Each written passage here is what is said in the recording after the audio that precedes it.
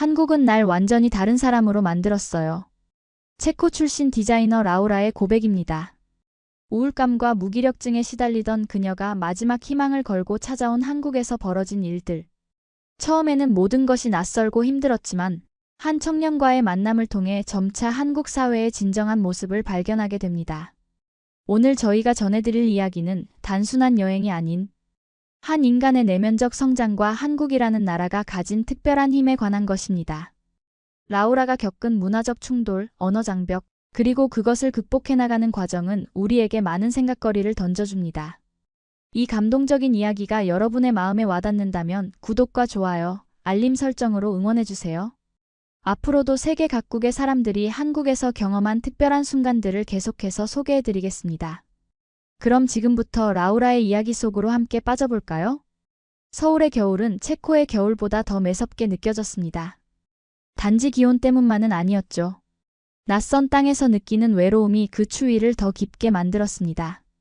인천공항에 내려 서울로 향하는 공항철도 안에서 창밖을 바라보던 그날을 잊을 수가 없네요. 제 이름은 라우라, 체코 프라하에서 온 27살 여성입니다. 유럽에서는 꽤 괜찮은 디자인 회사에 다녔고 남들이 보기에는 부족함 없는 삶을 살았습니다. 하지만 마음속 깊은 곳에는 늘 채워지지 않는 공허함이 자리 잡고 있었죠. 어릴 적부터 한국 드라마와 영화를 좋아했습니다. 한국어를 조금 배우기도 했고 언젠가는 꼭 한국에 가보고 싶다는 생각을 품고 있었죠. 그런데 회사 생활이 길어지면서 점점 무기력해졌고 그러다 결국 심한 우울증에 시달리게 되었습니다. 상담사를 만나며 치료를 받던 중에 문득 생각했습니다. 이대로 가다간 정말 무너질 것 같아. 완전히 새로운 환경으로 떠나야 해. 그렇게 충동적으로 결정한 한국행이었습니다. 워킹홀리데이 비자를 신청하고 6개월만 지내다 돌아오겠다는 생각으로 왔죠. 하지만 현실은 생각보다 훨씬 더 냉혹했습니다. 처음 며칠은 여행자의 기분으로 서울의 여러 명소를 둘러보며 신나게 보냈지만 곧 현실에 직면하게 되었습니다. 원룸을 구하는 과정에서 외국인이라는 이유로 몇 번이나 거절당했고 겨우 찾은 고시원은 창문 하나 없는 답답한 공간이었습니다. 보증금 개념도 익숙하지 않았고 계약서는 모두 한국어로 되어 있어 이해하기 어려웠습니다. 몇 번이고 번역 앱을 사용해가며 내용을 확인했지만 여전히 불안한 마음이 가시지 않았습니다. 그래도 고시원 주인 아주머니가 친절하게 대해주셔서 그나마 다행이었죠. 일자리를 구하는 것도 쉽지 않았어요. 여러 카페와 식당을 돌아다니며 구직을 문의했지만 대부분은 유창한 한국어 실력을 요구했습니다. 겨우 찾은 이태원의 한 카페에서 일을 시작했지만 그곳에서도 외국인은 서툴러라는 말을 수시로 들어야 했죠. 심지어 일부 손님들은 저에게 영어로 주문하면서도 제가 알아듣지 못할 것이라는 듯 비웃기까지 했습니다. 첫 급여를 받던 날도 생생하게 기억납니다. 사장님은 약속했던 것보다 적은 금액을 주시더니 연습 기간이었으니까라며 설명을 대신했습니다. 반박하고 싶었지만 일자리를 잃을까 두려워 그냥 받아들일 수밖에 없었습니다. 그날 밤 좁은 고시원 침대에 누워 천장을 바라보며 생각했습니다. 이렇게 살아야 하는 걸까? 한국에 온 지 한 달쯤 되던 날 카페에서 실수로 커피를 쏟은 적이 있었습니다. 사장님은 손님들 앞에서 저를 심하게 꾸짖었고 이건 한국이야. 적응 못하면 떠나야지라는 말까지 했죠.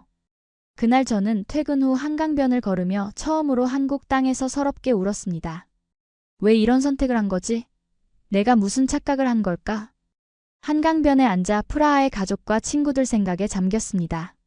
그들은 지금 뭘 하고 있을까? 내가 여기서 겪는 어려움을 알면 어떤 반응을 보일까? 부모님께는 모든 게 잘 되고 있다고 거짓말을 했지만 사실 매일 밤 집에 돌아가고 싶다는 생각이 들었습니다. 하지만 그렇게 쉽게 포기하는 것도 자존심이 허락하지 않았습니다. 낮에는 카페에서 일하고 밤에는 좁은 고시원에 틀어박혀 지내는 날들이 이어졌습니다. 한국어 공부를 열심히 했지만 실생활에서 쓰기에는 너무 부족했죠. 유럽의 느긋한 생활 방식에 익숙했던 저는 빠른 속도로 돌아가는 서울의 생활 리듬에 적응하기 힘들었습니다. 지하철에서는 항상 사람들에게 밀려다녔고 길을 물어볼 때면 바쁘다며 대답도 제대로 해주지 않는 경우가 많았죠. 특히 힘들었던 건 눈치라는 개념이었습니다. 한국에서는 뭔가를 직접적으로 말하지 않아도 알아차려야 하는 상황이 많았는데 저 같은 외국인에게는 그것이 정말 어려웠어요. 사장님의 표정만 봐도 무슨 말을 하려는지 아는 한국 동료들이 부러웠습니다. 한국 사람들의 겉웃음도 이해하기 어려웠습니다. 얼굴로는 웃고 있지만 실제로는 불편해하거나 화가 났다는 것을 나중에야 알게 되는 경우가 많았죠. 체코에서는 감정 표현이 훨씬 직접적이고 솔직했기에 이런 문화적 차이에 적응하는 것은 쉽지 않았습니다. 한국의 음식 문화도 처음에는 낯설게 느껴졌습니다. 매운 음식이 많았고 모든 것을 공유하는 식사 방식도 개인주의적인 유럽의 그것과는 달랐습니다. 고시원 근처 분식집에서 처음 떡볶이를 먹었을 때는 너무 매워서 눈물을 흘리기도 했죠. 하지만 이상하게도 그 맵고 달콤한 맛은 자꾸만 생각나게 만들었습니다. 또 한국에서는 혼자 식당에 가는 것이 어색했습니다. 대부분의 메뉴가 2인분 이상을 기준으로 했고 혼자 식사를 하면 사람들이 이상하게 쳐다보는 것 같았습니다. 그래서 주로 편의점에서 도시락이나 김밥을 사와서 고시원에서 먹는 경우가 많았습니다. 때로는 그 작은 공간에서 혼자 식사를 하며 눈물을 훔치기도 했습니다. 하지만 그런 와중에도 작은 희망의 불빛이 보이기 시작했습니다. 제가 일하는 카페에 매일 같은 시간에 찾아오는 한 남자가 있었어요. 책을 읽거나 노트북으로 공부를 하면서 조용히 시간을 보내는 그 사람은 제가 실수로 주문을 잘못 받아도 웃으며 괜찮아요 라고 말해주는 유일한 손님이었습니다. 그는 아마 저보다 조금 어려 보였지만 눈빛에서 따뜻함이 느껴졌습니다. 한 번은 제가 영어로 간단하게 대화를 시도했고 그는 서툴지만 친절하게 영어로 응대해 주었습니다. 그날부터 그는 제게 작은 희망이 되었고 저는 그가 오는 시간을 은근히 기다리게 되었죠. 그렇게 한국에서의 첫 2달은 고단함의 연속이었습니다. 하지만 돌이켜 생각해보면 그 시간이 있었기에 이후의 변화가 더 값지게 느껴졌는지도 모르겠습니다. 인생이란 것이 그렇잖아요. 가장 어둡고 힘든 순간이 지나고 나서야 비로소 빛이 보이는 법이니까요. 매일 아침 눈을 뜨면 고시원의 좁은 창문으로 보이는 서울의 아침 풍경이 때론 낯설고 때론 아름답게 느껴졌습니다. 한강의 일출, 남산타워의 실루엣, 그리고 분주히 오가는 사람들. 저는 그런 풍경을 보며 오늘은 뭔가 달라질까? 라고 생각했죠. 아직은 한국이라는 나라가 제게 차갑게 느껴졌지만 어딘가에 따뜻함이 숨어 있을 거라는 희망을 버리지 않았습니다. 그리고 그 희망은 결국 현실이 되었습니다. 제 인생을 바꿔놓은 그 만남을 통해 저는 한국의 진짜 모습을 발견하게 되었으니까요. 카페에서 일한 지 2달 반쯤 되었을 무렵 모든 것이 바뀌는 순간이 찾아왔습니다. 그날도 평소처럼 바쁜 오후 시간을 보내고 있었죠. 손님들로 가득 찬 카페는 시끄러웠고 저는 계속되는 주문에 정신이 없었습니다. 사장님은 오전부터 기분이 좋지 않으셨고 저는 최대한 실수하지 않으려고 노력하고 있었습니다. 그런데 그때 그 단골 손님이 들어왔습니다. 늘 그렇듯 구석자리에 앉아 책을 펴고 있었죠. 그날은 유독 피곤했습니다. 전날 밤에 고향 친구와 화상통화를 하느라 잠을 제대로 자지 못했거든요. 친구는 저에게 언제 돌아올 거냐고 물었고 저는 모호하게 대답했습니다. 사실 저 자신도 확신이 없었으니까요. 한국에서의 생활은 여전히 힘들었지만 왠지 모르게 더 머물러 보고 싶다는 생각이 들었습니다. 주문을 받으러 다가갔는데 그날따라 유독 피곤했던 저는 실수로 그의 테이블 위에 있던 책과 노트북 쪽으로 커피잔을 쏟고 말았습니다. 순간 얼굴이 하얘지면서 어쩔 줄 몰라 했죠. 오늘만큼은 실수하지 말아야 한다고 다짐했는데 하필 가장 친절한 손님 앞에서 이런 실수를 하다니. 게다가 사장님이 지켜보고 있었습니다. 저 정말 죄송합니다. 제가 바로 닦을게요. 급하게 수건을 가져오려는데 그가 저를 붙잡았습니다. 괜찮아요? 다치지 않았어요? 그가 물었습니다. 저는 너무 당황한 나머지 영어와 한국어가 뒤섞인 이상한 말로 사과를 연발했습니다. 그러자 그는 손수건을 꺼내 커피를 닦으며 미소 지었습니다. 정말 미안해요. 당신 책이. 제가 말했습니다. 책은 괜찮아요. 중요한 건 사람이죠. 그가 대답했습니다. 그 말에 저는 순간 눈물이 날 것 같았습니다. 그동안 한국에서 그런 따뜻한 말을 들은 적이 거의 없었거든요. 사장님은 달려와서 손님에게 연신 사과하며 저를 뒤로 물러나게 했습니다. 그리고 잠시 후 저를 주방으로 불러 꾸짖었죠. 손님 노트북까지 물 들어갔으면 어쩔 뻔했어? 네가 배상할 수 있어? 사장님의 말이 전혀 틀리지 않았기에 저는 그저 고개를 숙이고 사과할 수밖에 없었습니다. 그날 하루 종일 저는 불안한 마음으로 일했습니다. 퇴근 시간이 되자 사장님은 저를 불러 내일부터 나오지 말라고 했습니다. 우리 가게는 외국인을 더 써볼 여유가 없어. 미안하지만 오늘이 마지막이야. 그 말을 듣는 순간 온몸에서 힘이 빠졌습니다. 이제 일자리도 없이 어떻게 살아가야 하나 하는 두려움이 몰려왔습니다. 가게를 나서려는데 그 손님이 아직 자리에 남아 있었습니다. 그는 제 표정을 보더니 무슨 일이 있었냐고 물었습니다. 저는 용기를 내어 다가가 다시 한번 사과했고 오늘이 마지막 근무일이라는 것도 말했죠. 그러자 그는 의자를 가리키며 잠시 앉아도 될까요? 라고 물었습니다. 그렇게 우리의 첫 대화가 시작되었습니다. 그의 이름은 준호, 공무원 시험을 준비하고 있다고 했습니다. 매일 카페에 와서 공부하는 이유가 바로 그거였군요. 저는 제 이야기를 짧게 들려주었습니다. 체코에서 온 이유, 한국에서 겪는 어려움들, 그리고 점점 커지는 고향에 대한 그리움까지. 준호는 놀라울 정도로 집중해서 제 이야기를 들어주었습니다. 그리고 한마디를 했죠. 요즘 많이 힘들어 보였어요. 저도 혼자 지내본 적이 있어서 그 마음 알아요. 단순한 말 한마디였지만 그 말에서 진심이 느껴졌습니다. 처음으로 누군가가 제 마음을 이해해 주는 것 같았습니다. 한국에 온 이후로 처음 느끼는 감정이었습니다. 저기, 혹시 내일 시간 있으세요? 제가 아는 다른 카페가 직원을 구하고 있어요.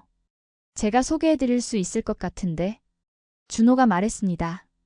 저는 눈을 크게 뜨고 그를 바라보았습니다. 정말요? 그렇게 해주실 수 있나요? 물론이죠. 그 카페 사장님은 제 고등학교 선배예요. 한번 말해볼게요. 준호는 웃으며 대답했습니다. 그날 밤 고시원으로 돌아오는 길에 처음으로 서울의 밤거리가 아름답게 느껴졌습니다. 여전히 불안했지만 작은 희망의 빛이 생긴 것 같았습니다. 준호는 약속대로 다음날 저를 강남의 한 카페로 데려갔고 그의 소개로 저는 면접을 볼 수 있었습니다. 다행히도 그곳의 사장님은 저의 서툰 한국어에도 불구하고 기회를 주셨습니다. 오히려 외국인 직원이 있으면 분위기가 국제적이 될 것 같아라며 좋아하셨죠. 새로운 카페는 이전 곳과 달리 분위기가 훨씬 좋았습니다. 사장님은 인내심을 갖고 저에게 일을 가르쳐 주셨고 동료들도 친절하게 대해 주었습니다. 특히 한 여자 직원은 제 한국어 공부를 도와주겠다고 자청하기도 했습니다. 이런 변화는 모두 준호 덕분이었습니다. 준호는 그 후로도 자주 카페에 들러 저를 응원해 주었고 점차 우리는 더 많은 시간을 함께 보내게 되었습니다.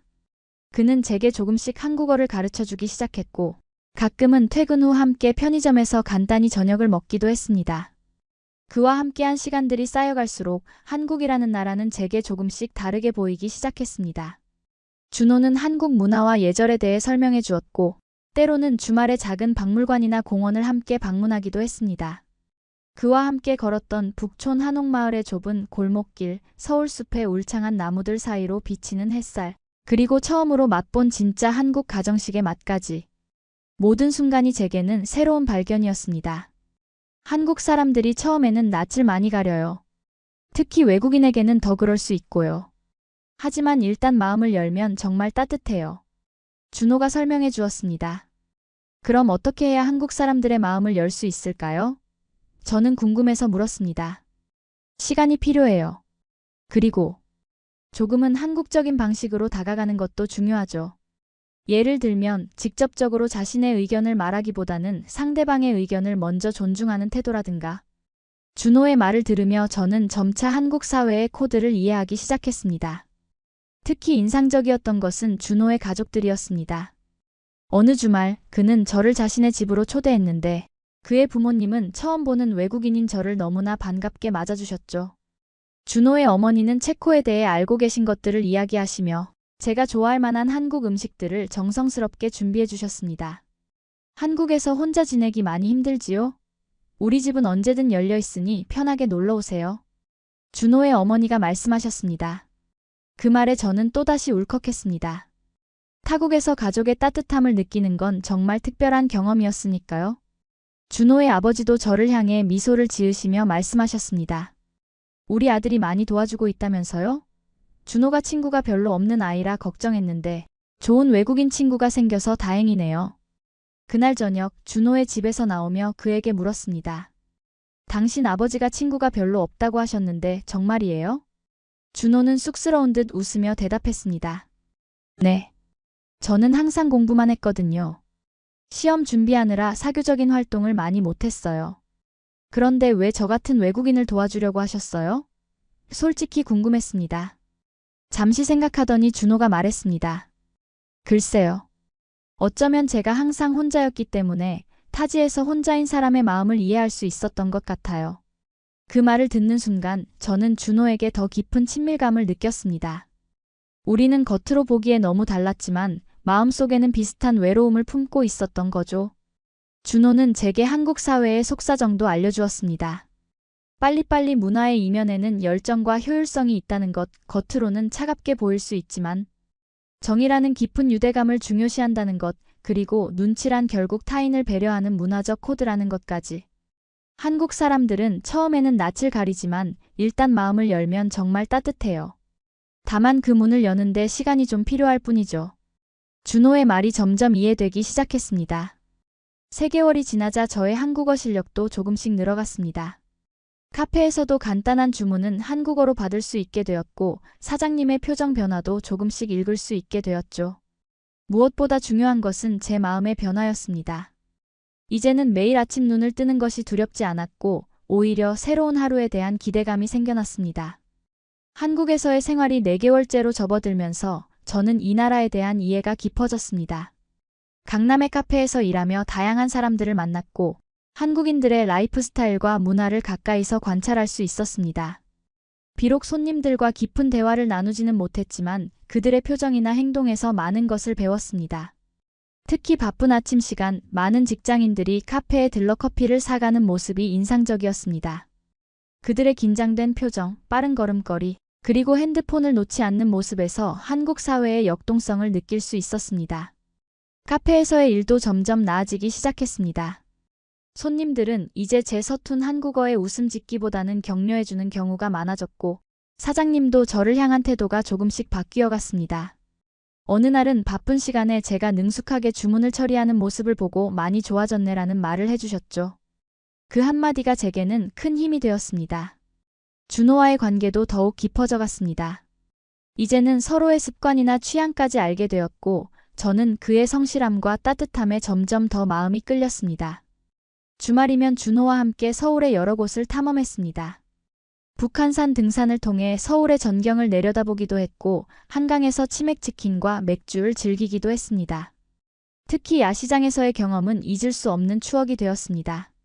다양한 음식들, 흥겨운 분위기, 그리고 밤늦게까지 이어지는 활기찬 에너지. 그것은 제가 유럽에서 경험했던 것과는 완전히 다른 문화적 체험이었죠. 라우라, 너는 한국 음식 중에 뭐가 제일 좋아? 준호가 물었습니다. 떡볶이.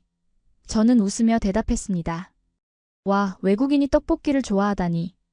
매운 건데? 준호는 놀란 듯 했습니다. 처음에는 너무 매워서 먹기 힘들었어. 하지만 이제는 중독됐어. 특히 떡의 쫄깃한 식감과 고추장 소스의 달콤하고 매운맛의 조화가 정말 좋아. 제가 대답하자 준호는 환하게 웃었습니다. 너 정말 한국 사람 다 됐다. 이제 김치찌개도 잘 먹어? 준호가 물었습니다. 아직 김치찌개는 좀 도전적이야. 하지만 도전하는 걸 좋아해. 저는 솔직하게 말했습니다. 준호는 미소를 지으며 말했습니다. 그게 한국이야. 처음에는 적응하기 어렵지만 시간이 지나면 빠져들게 되는 곳이지. 그의 말은 단순히 음식에 관한 것만은 아니었습니다. 그것은 제가 한국에서 겪고 있는 모든 경험에 대한 은유였죠. 맞습니다. 저는 점점 이 나라에 빠져들고 있었습니다. 어느 날 준호는 제게 특별한 제안을 했습니다. 제가 디자인을 전공했다는 사실을 알고 자신의 친구가 운영하는 작은 디자인 스튜디오를 소개해주고 싶다고 했죠. 처음에는 망설였습니다. 제 한국어 실력으로 과연 전문적인 일을 할 수 있을까 하는 의구심이 들었거든요. 하지만 준호는 제 포트폴리오를 보고 감탄했고 자신의 친구도 분명 좋아할 거라며 저를 격려했습니다. 유럽 디자인 감각은 한국에서 새로운 시각으로 받아들여질 수 있어. 너의 강점이 될 수 있다고 생각해. 준호의 말에 용기를 얻어 저는 그 스튜디오를 방문하기로 했습니다. 성수동에 위치한 그 디자인 스튜디오는 작았지만 활기찼습니다. 젊은 디자이너들이 모여 다양한 프로젝트를 진행하고 있었죠. 스튜디오 대표인 민지는 준호의 대학 동기로 매우 열정적이고 창의적인 사람이었습니다. 그녀는 제 포트폴리오를 꼼꼼히 살펴본 후 놀라운 제안을 했습니다. 유럽의 미니멀리즘과 한국의 전통적 요소를 결합한 디자인 프로젝트를 구상 중인데 라우라 씨의 시각이 필요해요. 일주일에 이틀만 와서 우리와 함께 일해볼래요? 저는 기쁨과 놀라움을 감추지 못했습니다. 제 전공을 살려 일할 수 있는 기회가 생기다니 꿈만 같았습니다. 이렇게 저는 카페 일을 계속하면서도 주 2회 디자인 스튜디오에서 인턴으로 일하게 되었습니다. 스튜디오에서의 일은 저에게 새로운 도전이었습니다. 언어의 장벽이 있었지만 디자인이라는 공통의 언어로 소통할 수 있었죠. 처음에는 단순한 작업부터 시작했지만 점차 중요한 프로젝트에도 참여하게 되었습니다.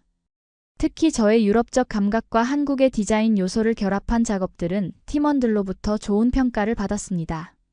라우라는 우리가 당연하게 생각하는 것들에 대해 새로운 시각을 제시해줘요. 그게 정말 신선해요. 민지의 말에 저는 처음으로 제 다름이 단점이 아닌 강점이 될 수 있다는 것을 깨달았습니다.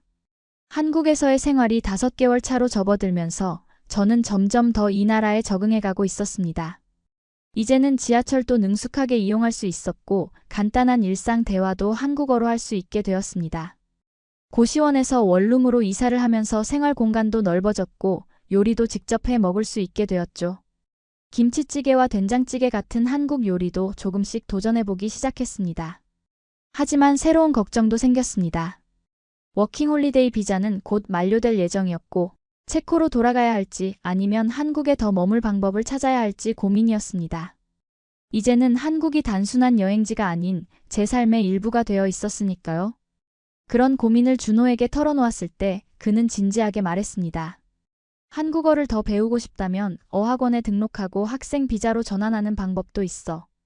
디자인 공부를 더 하고 싶다면 대학원 과정을 알아볼 수도 있고. 그의 제안은 새로운 가능성을 열어주었습니다. 저는 한국에 더 머물면서 전문성을 키우고 싶다는 생각이 들었습니다. 그리고 솔직히 말하자면 준호와 더 많은 시간을 보내고 싶다는 마음도 있었죠. 정말 그게 가능할까? 제가 물었습니다. 물론이지. 네가 원한다면 내가 도와줄게. 준호의 대답은 확신에 차 있었습니다. 그날 밤 저는 가족들에게 장문의 이메일을 보냈습니다. 한국에서의 경험, 새로운 기회, 그리고 더 머물고 싶다는 마음까지 솔직하게 털어놓았죠. 부모님은 처음에는 놀라셨지만 제가 행복해 보인다면 지지해주겠다는 답장을 보내주셨습니다. 그렇게 저는 한국에 더 머무르기 위한 준비를 시작했습니다.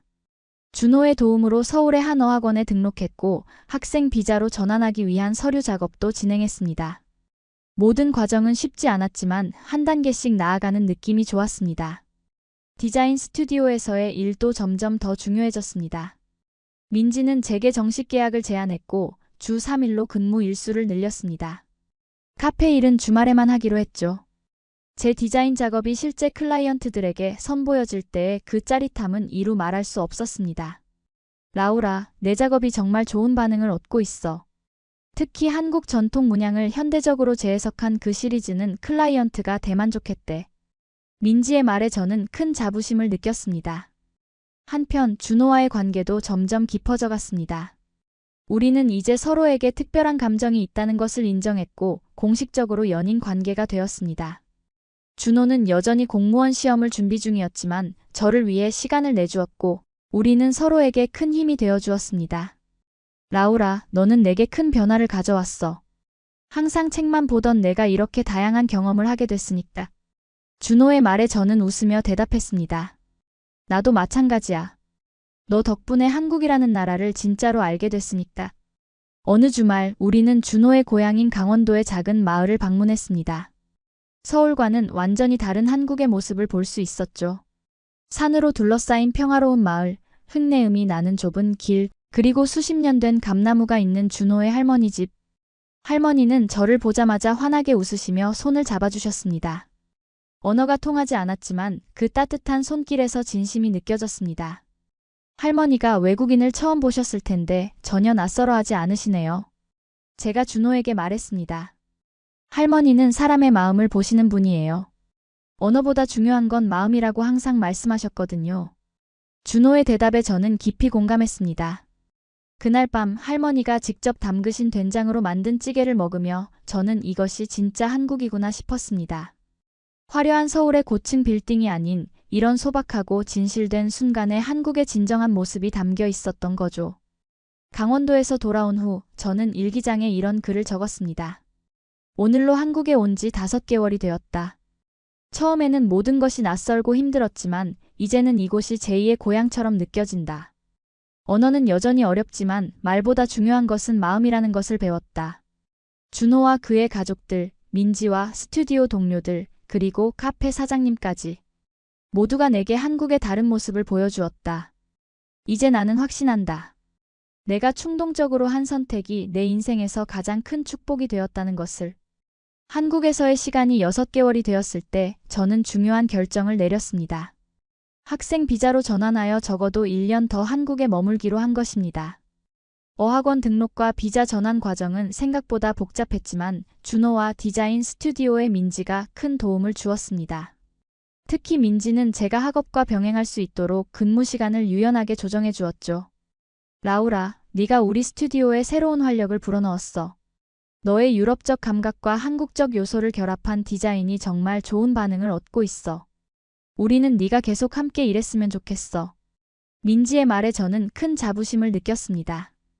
이제 저는 주 3일은 디자인 스튜디오에서 일하고 주 2일은 어학원에서 한국어를 공부하며 주말에는 여전히 카페에서 아르바이트를 했습니다. 바쁜 일정이었지만 매 순간이 의미 있게 느껴졌습니다. 특히 어학원에서 만난 다양한 국적의 친구들과 교류하며 새로운 시각을 얻을 수 있었습니다. 너는 왜 한국어를 배우기로 했어? 일본에서 온 유미가 물었습니다. 처음에는 그냥 한국 드라마가 좋아서 시작했어. 하지만 지금은 이곳에서 더 깊이 뿌리내리고 싶어서. 제 대답에 유미는 공감한다는 듯 고개를 끄덕였습니다. 어학원에서는 단순히 언어만 배우는 것이 아니라 한국 문화와 역사에 대해서도 많이 배웠습니다. 특히 한글 창제의 역사와 철학에 대해 배웠을 때는 정말 감동했습니다. 세종대왕이 백성들이 쉽게 배울 수 있는 글자를 만들고자 했던 그 마음이 느껴졌거든요. 한글의 과학적이고 체계적인 구조에도 놀랐습니다. 한글은 정말 독창적이고 아름다운 문자야. 자음과 모음의 모양이 발음기관을 본떠 만들어졌다는 게 너무 흥미로워. 저는 준호에게 흥분해서 말했습니다. 맞아. 한글은 우리의 자랑이야. 하지만 너무 당연하게 여겨서 그 가치를 잊고 사는 경우가 많지. 준호의 말에 깊이 공감했습니다. 가끔은 외부인의 시선이 있어야 당연한 것들의 가치를 재발견할 수 있는 것 같았습니다. 한편 디자인 스튜디오에서의 작업은 점점 더 발전하고 있었습니다. 처음에는 단순히 민지의 지시에 따라 작업했지만 이제는 저만의 프로젝트를 맡게 되었습니다. 특히 한국 전통 문양과 유럽 미니멀리즘을 결합한 패키지 디자인 시리즈는 큰 호평을 받았습니다. 라우라, 내 디자인이 정말 특별해. 우리가 너무 익숙해서 놓치고 있던 한국 전통의 아름다움을 새롭게 보여주고 있어. 스튜디오의 선임 디자이너 상우의 말에 저는 큰 자부심을 느꼈습니다. 가끔은 문화적 차이로 인한 어려움도 있었습니다. 한국의 위계 질서나 업무 방식에 적응하는 것은 여전히 쉽지 않았습니다. 특히 빨리빨리 문화와 야근이 일상화된 환경은 유럽에서 자란 저에게는 낯설었죠. 하지만 저는 그런 차이를 이해하려고 노력했고 때로는 제 방식을 고수하기도 했습니다. 라우라, 넌 정말 다르네. 우리는 상사가 부르면 무조건 달려가는데 넌 하던 일을 마무리하고 가더라. 동료 디자이너 현주가 말했습니다. 그게 더 효율적이라고 생각해. 중간에 끊기면 다시 집중하는데 시간이 걸리니까. 제 대답에 현주는 생각해 본 적 없다는 듯이 고개를 끄덕였습니다. 이런 작은 차이들이 때로는 새로운 시각을 제공하기도 했습니다. 민지는 종종 제게 외국인의 시선으로 피드백을 요청했고 그것이 프로젝트의 새로운 방향성을 제시하기도 했습니다. 저는 점차 제 다름이 단점이 아닌 강점이 될 수 있다는 것을 깨달았습니다. 준호와의 관계도 더욱 깊어졌습니다. 그는 여전히 공무원 시험을 준비 중이었지만 틈틈이 저와 함께 시간을 보냈습니다. 우리는 서로의 문화를 배우며 많은 대화를 나눴습니다. 체코의 역사와 문화에 대해 준호에게 설명해주는 순간들도 특별했습니다. 체코의 프라하는 백탑의 도시라고 불려 오래된 건축물들이 그대로 보존되어 있어서 마치 동화 속 세계 같아. 제 설명에 준호는 눈을 빛내며 들었습니다. 언젠가 함께 프라하에 가볼 수 있을까? 준호의 질문에 저는 가슴이 따뜻해지는 것을 느꼈습니다. 그것은 우리의 관계가 미래로 이어질 수 있다는 가능성을 담고 있었으니까요. 어느 날 준호는 저를 남산타워로 데려갔습니다. 서울의 야경이 펼쳐진 그곳에서 그는 조심스럽게 말을 꺼냈습니다. 라우라, 나 이번 시험에 합격하면 지방으로 발령받을 가능성이 높아. 그때도 우리 관계를 계속할 수 있을까? 그의 말에 저는 잠시 생각에 잠겼습니다. 지방으로 간다면 분명 어려움이 있겠지만 이미 저는 준호 없는 삶을 상상할 수 없었습니다. 물론이지. 우리는 방법을 찾을 수 있을 거야. 거리가 우리 사이를 갈라놓지는 못할 거야. 제 대답에 준호는 안도의 표정을 지었습니다. 그날 밤 우리는 처음으로 서로의 미래에 대해 진지하게 이야기했습니다. 불확실한 점이 많았지만 함께라면 어떤 어려움도 극복할 수 있을 것 같았습니다. 한국에서의 일상이 점차 자리를 잡아가면서 저는 이제 한국 사회의 일부가 된 것 같은 느낌이 들었습니다. 고시원에서 원룸으로 다시 작은 투룸 아파트로 이사하며 생활 공간도 넓어졌고 이웃들과도 인사를 나누는 사이가 되었습니다. 특히 옆집 할머니는 자주 김치나 반찬을 나눠주시며 저를 챙겨주셨습니다. 외국에서 온 아가씨가 혼자 사는 게 쉽지 않을 텐데 밥은 잘 챙겨 먹고 있어? 할머니의 따뜻한 관심에 저는 한국의 정을 실감했습니다. 한국 생활 9개월 차가 되었을 때 저는 큰 기회를 얻게 되었습니다. 민지가 운영하는 디자인 스튜디오가 유럽 기업과의 협업 프로젝트를 따냈고 저는 그 프로젝트의 주요 담당자로 지명되었던 것입니다. 체코어와 영어로 의사소통이 가능한 저의 능력이 큰 자산이 되었죠. 라우라, 이 프로젝트는 우리 스튜디오에게도 너에게도 큰 도약이 될 거야. 유럽 시장 진출의 첫걸음이 될 수 있어. 민지의 말에 저는 큰 책임감과 동시에 설렘을 느꼈습니다. 그 프로젝트는 체코의 유명 맥주 브랜드를 한국 시장에 소개하는 작업이었습니다. 저는 양국의 문화를 모두 이해하는 사람으로서 한국 소비자들에게 어필할 수 있는 브랜딩 전략을 수립했습니다. 체코 전통 요소와 한국적 감성을 결합한 디자인은 클라이언트로부터 큰 호평을 받았습니다. 라우라, 네가 없었다면 이 프로젝트는 불가능했을 거야. 두 문화 사이의 다리 역할을 정말 잘 해냈어. 민지의 칭찬에 저는 뿌듯함을 느꼈습니다. 이 성공을 계기로 저는 스튜디오 내에서 국제 프로젝트 팀장으로 승진하게 되었습니다. 이제는 다른 디자이너들을 이끄는 위치에 서게 된 것이죠. 처음에는 부담스러웠지만 준호와 민지의 응원 덕분에 자신감을 갖게 되었습니다. 네가 이룬 성취를 봐. 불과 9개월 전만 해도 카페에서 커피를 쏟고 울고 있었잖아. 준호의 말에 저는 웃음을 터뜨렸습니다. 맞습니다. 제 인생은 한국에서 완전히 달라졌습니다. 한편 준호도 자신의 목표를 향해 한 걸음 더 나아가고 있었습니다. 공무원 시험 1차에 합격하고 이제 면접 준비를 하고 있었습니다. 저는 그의 면접 연습에 도움을 주며 서로를 응원했습니다. 라우라, 내 덕분에 더 넓은 시야를 갖게 됐어. 전에는 시험 합격만 생각했는데 이제는 어떤 공무원이 되고 싶은지에 대해서도 고민하게 됐어. 준호의 말에 저는 큰 보람을 느꼈습니다. 그렇게 우리는 서로에게 긍정적인 영향을 주며 성장하고 있었습니다. 때로는 문화적 차이로 인한 오해가 생기기도 했지만 그런 순간들도 우리 관계를 더 깊게 만들어주는 기회가 되었습니다. 한국 생활 1년 차, 저의 한국어 실력은 놀랍게 향상되었습니다. 어학원에서의 꾸준한 공부와 일상에서의 활용 덕분에 이제는 복잡한 업무 회의도 한국어로 진행할 수 있게 되었습니다. 물론 전문 용어나 미묘한 뉘앙스를 이해하는 데는 여전히 어려움이 있었지만 그런 부분은 동료들이 영어나 쉬운 한국어로 보충 설명해 주었습니다. 한국어 공부와 함께 한국 문화에 대한 이해도 깊어졌습니다. 이제는 단순히 외적인 모습이 아닌 그 안에 담긴 철학과 가치를 이해하려고 노력했습니다. 특히 한국의 정문화와 공동체 의식은 개인주의가 강한 유럽에서 자란 저에게 새로운 시각을 제공했습니다. 라우라, 네가 이제 정말 한국인처럼 됐어. 어제 회식에서 선배에게 술 따라주는 모습이 완전 자연스러웠어. 디자인 스튜디오의 현주가 농담처럼 말했지만 저는 그것을 큰 칭찬으로 받아들였습니다. 사실 한국의 회식 문화는 처음에 적응하기 어려웠습니다. 술을 강요하는 분위기나 위계 질서가 너무 뚜렷한 점은 유럽에서 자란 저에게 낯설었죠. 하지만 시간이 지나면서 그것이 단순히 술을 마시는 자리가 아니라 팀원들 간의 유대를 강화하고 서로를 이해하는 시간이라는 것을 깨달았습니다. 처음에는 한국의 회식 문화가 이해가 안 됐어. 왜 굳이 직장 동료들과 퇴근 후까지 시간을 보내야 하는지. 하지만 이제는 그 의미를 조금 이해할 수 있을 것 같아. 제가 준호에게 말했습니다. 맞아.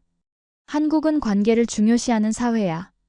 업무 시간 내에서만 형식적으로 대하는 것보다 진짜 서로를 알고 이해하는 시간이 필요하다고 생각하거든. 준호의 설명에 고개를 끄덕였습니다. 디자인 스튜디오에서의 작업도 점점 더 인정받고 있었습니다. 국제 프로젝트 팀장으로서 저는 이제 유럽과 한국을 연결하는 다양한 프로젝트를 담당하게 되었습니다. 특히 체코 맥주 브랜드의 한국 시장 진출 프로젝트가 성공한 후 다른 유럽 기업들도 우리 스튜디오에 관심을 보이기 시작했습니다. 라우라, 덕분에 우리 스튜디오가 국제적인 감각을 갖추게 됐어. 특히 네가 제안한 한국적 요소와 유럽적 미니멀리즘의 융합 컨셉은 정말 혁신적이야. 민지의 말에 저는 큰 자부심을 느꼈습니다. 준호의 공무원 시험도 드디어 결실을 맺었습니다. 그는 최종 면접까지 통과하고 행정직 공무원으로 합격했습니다.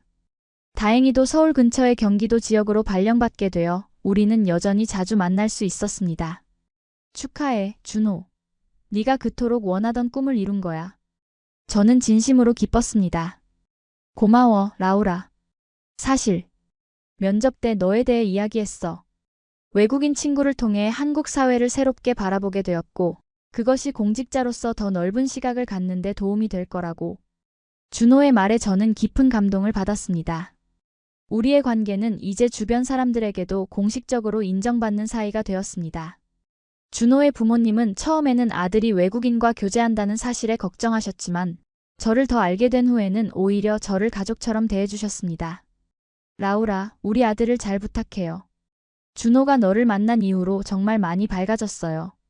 준호의 어머니가 어느 주말 저녁 식사 자리에서 말씀하셨습니다. 그 말에 저는 눈시울이 뜨거워졌습니다. 한편 저의 부모님도 한국을 방문할 계획을 세우고 계셨습니다. 그동안 화상통화로만 준호를 소개했는데 이제 직접 만날 기회가 생긴 것이죠. 준호는 체코어 몇 마디를 배우며 저의 부모님을 맞을 준비를 하고 있었습니다. 안녕하세요. 저는 준호입니다. 라우라를 잘 부탁합니다. 준호는 체코어 인사말을 열심히 연습했습니다. 그 모습이 너무 귀여워서 저는 웃음을 참을 수 없었습니다. 한국 생활이 길어질수록 제 안에서는 미묘한 변화가 일어나고 있었습니다. 이제 저는 한국과 체코 두 문화 사이에서 균형을 찾으려 노력했습니다. 때로는 한국적인 방식을 받아들이고 때로는 유럽적인 가치를 지키며 제 자신만의 정체성을 만들어가고 있었죠. 라우라, 너는 이제 한국인보다 더 한국적인 면도 있어. 하지만 동시에 확실히 유럽인다운 부분도 지키고 있지. 준호의 말은 제게 큰 의미가 있었습니다. 실제로 저는 한국의 예의범절이나 공동체 의식은 받아들이면서도 개인의 의견을 솔직하게 표현하는 유럽적 직설함도 유지하고 있었습니다. 그것이 때로는 충돌을 일으키기도 했지만 대부분의 경우 새로운 시각을 제공하는 강점이 되었습니다. 디자인 작업에서도 이러한 두 문화의 융합이 드러났습니다. 저는 한국의 전통적 요소와 유럽의 미니멀리즘을 결합한 독특한 스타일을 개발했고 그것은 많은 클라이언트들로부터 호평을 받았습니다. 특히 전통과 현대의 만남이라는 주제의 전시회에 저의 작품이 초대되었을 때는 정말 자랑스러웠습니다. 라우라의 작품은 한국적 감성을 유럽인의 시선으로 재해석했다는 점에서 매우 독특합니다. 그것은 단순한 문화적 혼합이 아닌 새로운 미학의 창조라고 볼 수 있습니다. 전시회 평론가의 글을 읽으며 저는 제가 정말 의미 있는 일을 하고 있다는 확신을 얻었습니다. 한국 생활 1년 반이 되었을 때 저는 또 다른 중요한 결정을 내리게 되었습니다. 바로 한국의 대학원에 지원하여 디자인을 더 전문적으로 공부하기로 한 것입니다. 어학원에서의 한국어 공부는 이제 한계에 도달했다고 느꼈고 더 깊이 있는 학문적 탐구를 위해 새로운 도전이 필요했습니다. 너의 결정을 응원해. 대학원에서 공부하면 내 역량이 더 발전할 거야. 준호의 지지 덕분에 저는 용기를 낼 수 있었습니다. 서울의 유명 대학교 디자인 대학원에 지원서를 제출하는 과정은 쉽지 않았습니다. 한국어로 된 서류들을 작성하고 포트폴리오를 준비하고 면접 준비를 하는 일은 많은 시간과 노력을 필요로 했습니다. 하지만 민지와 준호의 도움으로 저는 모든 과정을 무사히 마칠 수 있었습니다. 대학원 면접 당일 저는 긴장한 채로 면접실에 들어갔습니다. 교수님들은 제 포트폴리오를 꼼꼼히 살펴본 후 다양한 질문을 던졌습니다. 제 한국어 실력으로 모든 질문에 완벽하게 대답할 수는 없었지만 진심을 담아 최선을 다했습니다. 라우라 씨는 왜 한국에서 디자인을 공부하고 싶은가요? 한 교수님이 물었습니다. 저는 한국과 유럽의 디자인 철학이 서로 배울 점이 많다고 생각합니다. 한국의 전통적 요소와 현대적 감각의 조화는 정말 매력적이에요. 저는 두 문화 사이의 다리가 되어 새로운 디자인 언어를 만들어내고 싶습니다. 제 대답에 교수님들은 고개를 끄덕이셨습니다. 2주 후 합격 통지를 받았을 때의 기쁨은 이루 말할 수 없었습니다. 저는 바로 준호에게 전화를 걸었고 그는 저보다 더 기뻐하는 것 같았습니다. 해냈구나. 정말 대단해, 라우라. 이제 너는 공식적으로 한국 대학원생이야. 준호의 축하에 저는 행복한 눈물을 흘렸습니다. 민지도 저의 성취를 진심으로 축하해 주었습니다. 그리고 감동적인 제안을 해주었죠. 라우라, 대학원 공부하느라 바쁠 테니 근무 시간을 줄이고 싶으면 언제든지 말해. 우리는 너와 계속 함께 일하고 싶어. 네가 학업과 일을 병행할 수 있도록 최대한 돕겠다. 그렇게 저는 새로운 도전을 앞두고 있었습니다. 한국 대학원생으로서의 생활, 디자인 스튜디오에서의 일, 그리고 준호와의 관계까지. 때로는 모든 것을 균형 있게 유지하는 것이 벅찰 때도 있었지만 이 모든 경험이 저를 더 강하고 성숙한 사람으로 만들어가고 있었습니다. 라우라, 가끔은 쉬어도 괜찮아. 너무 무리하지 마. 준호는 항상 저를 걱정했습니다. 괜찮아. 내가 선택한 길이야. 힘들지만 정말 행복해. 그리고 그것은 진심이었습니다. 한국에서의 모든 순간, 모든 도전은 제게 의미 있는 성장의 기회였으니까요. 대학원 생활이 시작되고 저는 완전히 새로운 세계에 발을 들였습니다. 학부 수업과는 달리 대학원 과정은 훨씬 깊이 있는 연구와 비판적 사고를 요구했습니다. 특히 모든 수업이 한국어로 진행된다는 점이 큰 도전이었습니다. 전문 용어나 학술적 표현은 일상 회화와는 차원이 달랐고 저는 매 수업마다 녹음을 하고 밤늦게까지 복습해야 했습니다. 라우라, 정말 대단해. 외국인으로서 한국어로 대학원 수업을 듣는다는 게 얼마나 어려운 일인지 알아.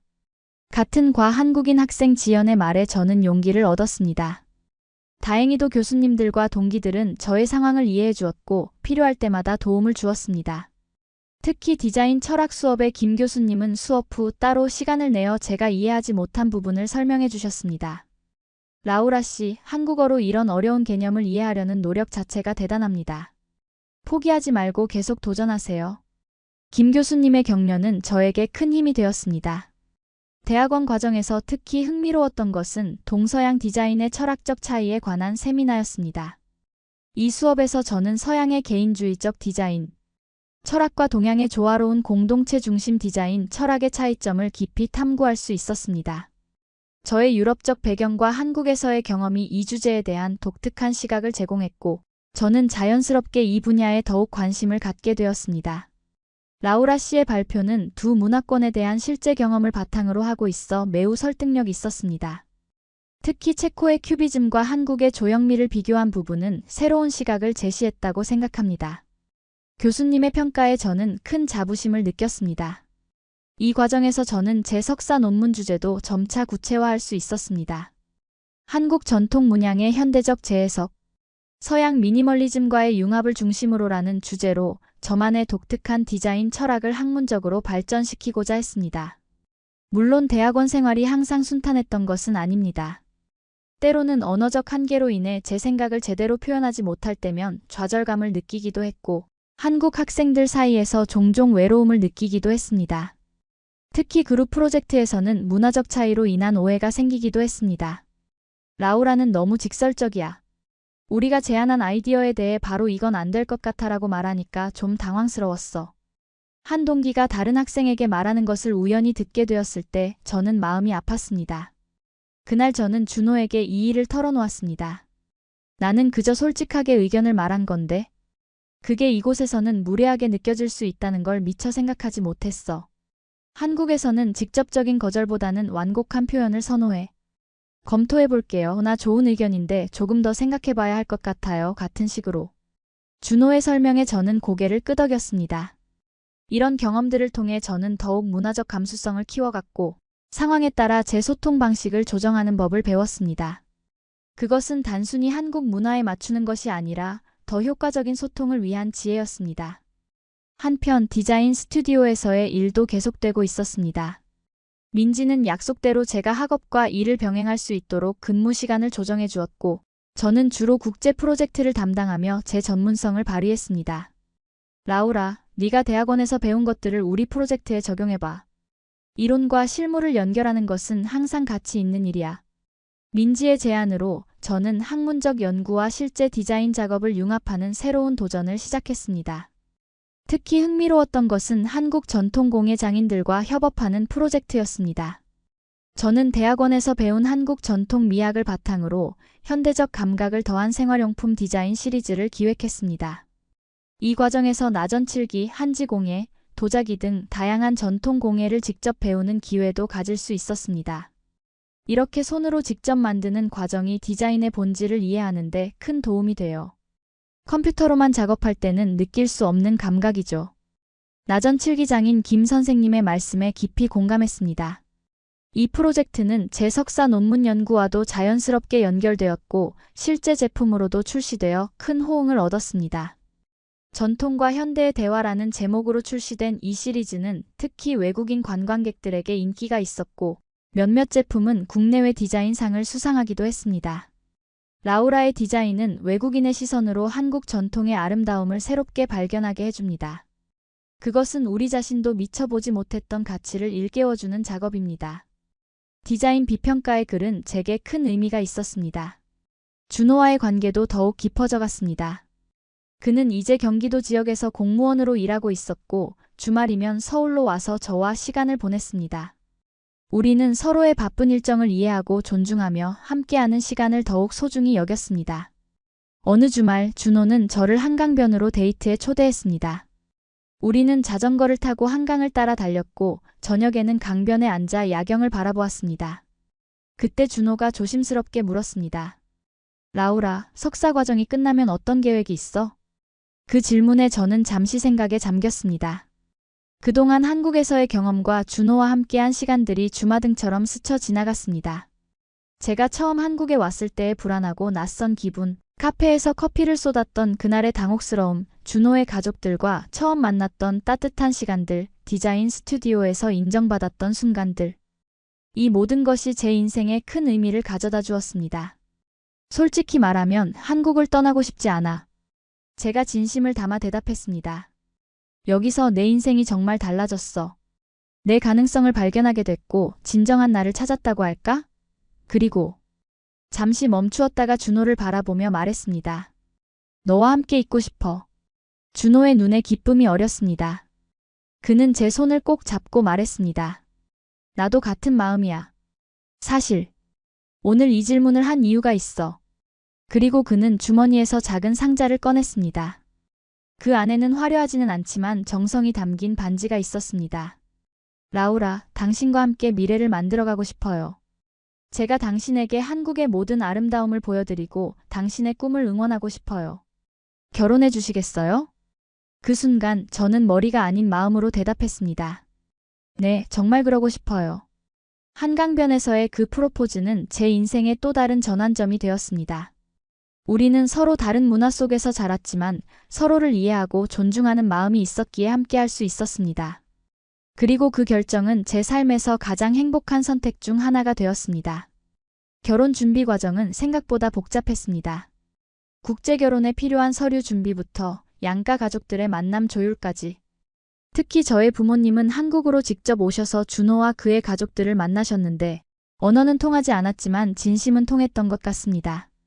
내 눈빛을 보니 행복해 보인다. 우리가 바라는 것도 그거야. 어머니의 말씀에 저는 안도했습니다. 준호의 부모님도 외국인 며느리를 맞이하는 것에 대한 걱정이 있으셨지만 점차 저를 가족으로 받아들이셨습니다. 특히 준호의 어머니는 저에게 한국 음식 만드는 법을 가르쳐 주시며 친밀감을 쌓아가셨죠. 라우라야, 된장찌개는 이렇게 끓이는 거야. 우리 아들이 이걸 제일 좋아해. 어머니의 정성 어린 가르침에 저는 감동했습니다. 그렇게 우리는 2025년 봄 서울의 한 작은 교회에서 결혼식을 올렸습니다. 양국의 문화를 존중하는 의미에서 한국 전통 홀레복인 한복과 서양식 웨딩드레스를 모두 입었습니다. 체코에서 온 가족들과 친구들, 그리고 한국의 지인들이 함께한 그날은 정말 특별했습니다. 결혼 후 우리는 서울 근교에 작은 아파트를 마련했습니다. 준호는 여전히 공무원으로 일했고 저는 디자인 스튜디오 일과 대학원 공부를 병행했습니다. 때로는 문화적 차이로 인한 작은 충돌도 있었지만 우리는 서로의 문화를 존중하며 함께 성장해 나갔습니다. 한국 사람들은 왜 이렇게 야근을 많이 해? 제가 물었을 때 준호는 웃으며 대답했습니다. 그게 우리 문화야. 하지만 난 당신이 유럽식 워라밸을 중요시하는 것도 이해해. 우리만의 방식을 찾아보자. 이렇게 우리는 서로의 차이를 인정하며 우리만의 고유한 가족 문화를 만들어 나갔습니다. 한국의 정과 체코의 개방성이 조화롭게 어우러진 우리 가정은 점차 안정을 찾아갔습니다. 결혼 1년 차가 되던 해, 저는 드디어 석사 논문을 완성했습니다. 한국 전통 문양의 현대적 재해석 서양.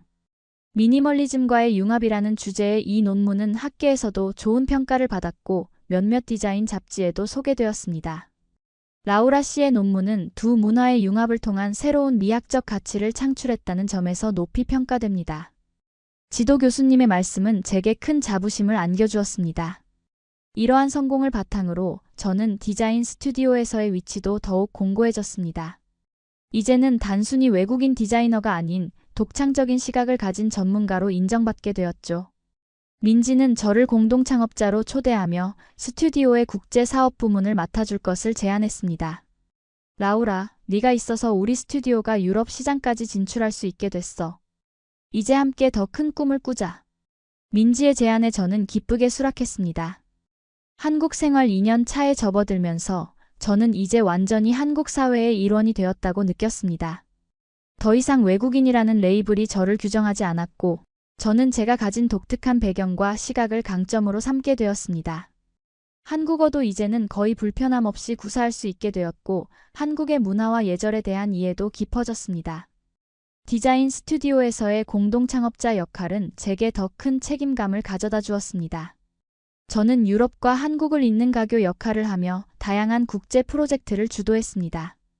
특히 저희 스튜디오의 동서양의 조화 시리즈는 한국의 전통적 요소와 현대적 디자인을 결합한 제품으로 국내외에서 큰 호응을 얻었습니다.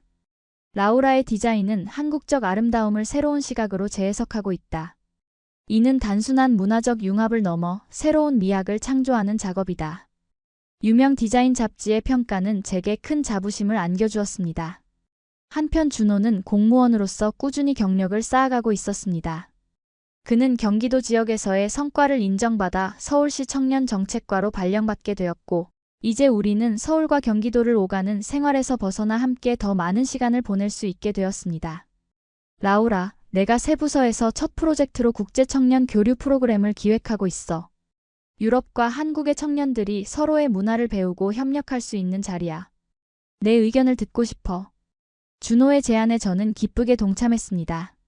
그렇게 우리는 개인적인 삶뿐만 아니라 직업적으로도 서로를 지원하고 영감을 주는 관계로 발전했습니다. 때로는 문화적 차이로 인한 의견 충돌도 있었지만 그것은 오히려 우리가 더 넓은 시각을 가질 수 있게 해주었습니다. 한국 사회는 너무 서열 중심적이야. 모든 결정이 상부에서 내려오고 창의성이 제한받는 것 같아. 제가 어느 날 불만을 토로했을 때 준호는 진지하게 경청했습니다. 맞아, 그건 우리 사회의 약점 중 하나야.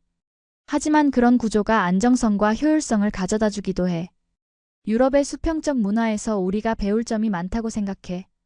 준호의 균형 잡힌 시각은 제가 한국 사회를 더 깊이 이해하는 데 도움이 되었습니다. 우리의 결혼 생활이 2년 차에 접어들 무렵 우리는 큰 결정을 내리게 되었습니다. 바로 아이를 갖기로 한 것입니다. 이것은 단순한 가족 계획을 넘어 두 문화의 융합을 통한 새로운 세대의 탄생을 의미했습니다. 우리 아이는 한국과 체코 두 나라의 문화를 모두 배우게 될 거야. 정말 특별한 성장 환경이 될 것 같아. 준호의 말에 저는 깊이 공감했습니다. 그러나 이 결정은 새로운 고민도 가져왔습니다. 자녀 교육 방식, 언어 선택, 종교적 배경 등 문화적 차이에서 오는 많은 질문들이 있었죠. 우리는 오랜 대화를 통해 서로의 가치관을 확인하고 우리만의 방식을 찾아나가기로 했습니다. 아이에게는 양쪽 문화의 장점을 모두 경험하게 해주고 싶어.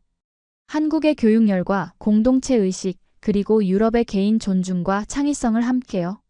제 의견에 준호는 전적으로 동의했습니다. 임신 소식은 양가 가족들에게 큰 기쁨을 가져다 주었습니다. 특히 준호의 부모님은 첫 손주의 탄생을 학수고대하셨고, 저의 부모님도 화상통화를 통해 자주 안부를 물어오셨습니다. 임신 중에는 한국의 전통적인 임신 관리법과 체코의 방식 사이에서 균형을 찾느라 재미있는 에피소드도 많았습니다. 라우라, 한국에서는 임산부가 미역국을 많이 먹어. 출산 후에도 회복에 좋다고 해. 준호의 어머니가 알려주셨습니다. 체코에서는 임산부에게 특별한 허브차를 권해요. 제 어머니가 레시피를 보내주셨어요. 저도 제 문화의 지혜를 나누었습니다. 그렇게 우리는 두 문화의 좋은 점들을 선택적으로 받아들이며 우리만의 독특한 임신 생활을 만들어갔습니다. 임신 중에도 저는 가능한 한 직업적 활동을 이어갔습니다. 디자인 스튜디오에서의 작업량은 조절했지만 창의적인 프로젝트에 참여하는 것은 오히려 임신 중에 스트레스를 줄이는 데 도움이 되었습니다. 임신이 오히려 내 창의성을 자극하는 것 같아. 이전과는 다른 시각으로 디자인을 바라보게 됐어. 이런 변화는 제 작업에도 새로운 깊이를 더해주었습니다. 출산 예정일이 다가오면서 우리는 출산 방법과 장소에 대해 신중하게 결정했습니다. 한국의 선진화된 의료 시스템을 신뢰하여 서울의 유명한 산부인과에서 출산하기로 했고, 준호는 출산 과정에 함께하기로 했습니다. 이는 한국에서는 아직 일반적이지 않은 선택이었지만 우리는 우리만의 방식을 고수했습니다. 아이의 탄생 순간을 함께 경험하고 싶어. 이것은 우리 가족의 시작이니까. 준호의 결정은 저에게 큰 힘이 되었습니다. 드디어 2025년 가을, 우리의 딸 소피아가 태어났습니다. 한국 이름 지수와 체코식 이름. 소피아를 함께 가진 우리 아이는 두 문화의 결합을 상징하는 존재였습니다. 소피아의 탄생은 우리 가족에게 새로운 기쁨을 가져다 주었고, 동시에 우리의 삶에 또 다른 차원의 깊이를 더해 주었습니다. 라우라, 우리 가족이 이렇게 완전해질 줄 몰랐어. 정말 행복해. 딸을 안고 있는 준호의 눈에는 눈물이 맺혔습니다. 저 역시 이 순간이 제가 한국에서 경험한 가장 아름다운 순간 중 하나라고 느꼈습니다. 체코에서 홀로 떠나온 그 불안했던 시간들이 이제는 멀고 먼 과거처럼 느껴졌습니다. 그리고 저는 확신했습니다. 제가 선택한 이 길, 한국에서의 새로운 삶이 정말 옳았다는 것을. 소피아의 탄생은 우리 가족에게 새로운 변화와 도전을 가져왔습니다. 양육은 생각했던 것보다 훨씬 복잡했고, 특히 두 문화 사이에서 균형을 찾는 일은 더욱 어려웠습니다. 한국의 전통적인 육아 방식과 체코의 접근법 사이에서 우리는 종종 의견 충돌을 경험했습니다. 라우라, 한국에서는 아기를 더 따뜻하게 입히는 게 일반적이야. 겉으로는 덥게 보여도 내부는 체온이 불안정할 수 있어. 준호의 어머니가 조언했을 때 저는 유럽의 육아서들에서 읽은 내용과 다르다고 느꼈습니다. 체코에서는 아이가 너무 두꺼운 옷을 입으면 오히려 열이 발생할 수 있다고 생각해요. 자연스러운 온도 적응이 중요하다고요. 제가 말씀드렸습니다. 이러한 작은 차이들이 때로는 커다란 논쟁으로 이어지기도 했지만 우리는 점차 양쪽의 지혜를 존중하며 우리만의 방식을 찾아나갔습니다. 준호의 어머니도 점차 저의 의견을 존중해 주셨고 저 또한 한국의 전통적인 육아 지혜에서 배울 점이 많다는 것을 인정했습니다. 소피아가 100일이 되었을 때 우리는 한국의 전통에 따라 100일 잔치를 열었습니다. 체코에서 온 저의 가족들도 화상으로 참여해 축하해 주었죠. 이 자리에서 우리는 두 문화의 전통을 혼합하여 소피아에게 특별한 축복을 내렸습니다. 우리 소피아는 두 세계의 가장 좋은 것들을 배울 수 있는 축복받은 아이야. 준호의 할머니가 말씀하셨을 때 모두가 깊이 공감했습니다. 아이를 키우면서도 저는 커리어를 포기하지 않았습니다. 한국의 일과 가정 양립이 쉽지 않은 환경에서 우리 부부는 서로를 지원하며 새로운 방식을 모색했습니다. 준호는 육아에 적극적으로 참여했고 우리는 필요할 때 도움을 구하는 것을 주저하지 않았습니다. 라우라, 내가 퇴근 후와 주말에는 소피아를 전적으로 맡을게. 너는 디자인 작업에 집중해. 준호의 지원은 저에게 큰 힘이 되었습니다. 때로는 준호의 부모님이 소피아를 봐주시기도 했고 필요할 때는 육아 도우미의 도움도 받았습니다. 이러한 지원 시스템 덕분에 저는 디자인 스튜디오에서의 역할을 계속 수행할 수 있었고 심지어 소피아가 6개월이 되었을 때는 체코 프라하에서 열린 디자인 전시회에도 참가할 수 있었습니다. 라우라, 네가 없는 동안 소피아는 우리가 잘 돌볼게. 걱정 말고 내 일에 집중해. 준호의 말에 저는 깊은 감사를 느꼈습니다. 프라하에서의 전시회는 큰 성공을 거두었고 한국과 유럽의 디자인을 융합한 저의 작품들은 많은 관심을 받았습니다. 이 경험은 제게 더 큰 자신감을 주었고 국제적인 디자이너로서의 입지를 다지는 계기가 되었습니다. 소피아가 1살이 되었을 때 우리는 그녀의 언어 발달에 대해 진지하게 고민하기 시작했습니다. 이중언어 환경에서 자라는 아이들이 언어 발달이 늦을 수 있다는 우려도 있었지만 우리는 소피아에게 한국어와 체코어를 모두 가르치기로 결정했습니다. 준호, 우리는 각자 자신의 모국어로 소피아에게 말하는 것이 좋을 것 같아. 그래야 자연스럽게 두 언어를 습득할 수 있을 거야. 제 제안에 준호는 동의했고 우리는 이 원칙을 철저히 지켰습니다. 놀랍게도 소피아는 빠르게 두 언어에 반응하기 시작했습니다. 한국어로 엄마, 아빠라고 부르다가도 체코어로 마마, 타타라고 번갈아 말하는 모습은 정말 귀여웠습니다. 이러한 소피아의 발달은 우리에게 큰 기쁨이었고 우리가 선택한 방식이 옳았다는 확신을 주었습니다. 한국에서의 생활이 3년차에 접어들면서 저는 이제 완전히 이곳에 뿌리를 내렸다고 느꼈습니다. 한국어로 일상 대화는 물론 업무적인 논의도 자유롭게 할 수 있게 되었고 한국의 문화와 사회적 규범에 대한 이해도 깊어졌습니다.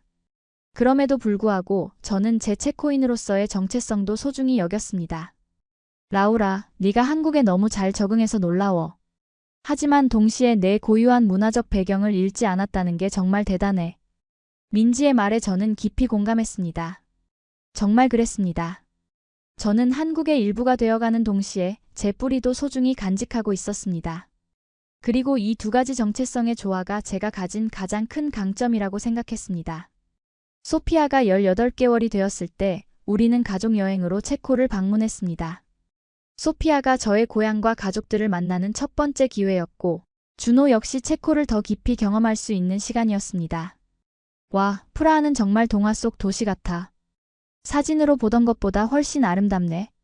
준호가 프라하성을 바라보며 감탄했습니다. 이 여행은 우리 가족에게 특별한 의미가 있었습니다. 소피아는 체코의 문화와 음식, 그리고 저의 가족들과 친해질 수 있었고 준호는 저의 문화적 배경을 더 깊이 이해하게 되었습니다. 또한 저 역시 고향을 새로운 시각으로 바라볼 수 있었습니다. 라우라, 프라하에 와서 보니 내가 왜 한국에서도 이런 미학적 감각을 유지하는지 이해가 돼. 이 도시의 건축과 예술은 정말 놀라워. 준호의 말에 저는 뿌듯함을 느꼈습니다.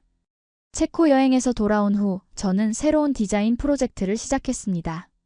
프라하에서 서울까지라는 제목의 이 프로젝트는 두 도시의 건축적 요소와 문화적 상징들을 결합한 인테리어 디자인 시리즈였습니다. 이 작업은 제 경험과 정체성을 가장 잘 표현한 작품 중 하나가 되었고 국내외에서 큰 관심을 받았습니다. 라우라의 디자인은 단순한 문화적 혼합을 넘어 두세 개의 대화를 만들어낸다. 그것은 우리에게 새로운 시각을 제공하고 익숙한 것들을 새롭게 보게 한다. 유명 디자인 비평가의 평가는 제게 큰 자부심을 안겨주었습니다. 이런 성공에 힘입어 저는 국제 디자인 컨퍼런스에서 강연을 요청받기도 했고 몇몇 대학에서는 강의 제안을 받기도 했습니다. 그중 서울예술대학교에서의 특강 제안은 저에게 새로운 도전이자 기회였습니다.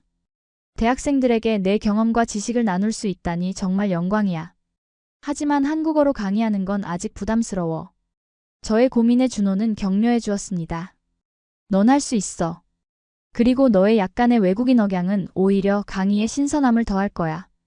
그렇게 저는 문화 간 디자인 동서양의 조화라는 주제로 특강을 진행했고 학생들의 반응은 기대 이상으로 좋았습니다. 이 경험은 제게 교육자로서의 새로운 가능성을 열어주었고 저는 디자이너로서뿐만 아니라 지식 전달자로서의 역할도 고려하기 시작했습니다.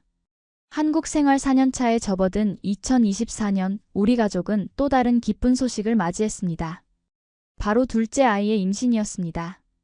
이번에는 첫째 때보다 더 여유 있게 임신 생활을 즐길 수 있었고 소피아도 동생의 탄생을 기대하며 신이 났습니다.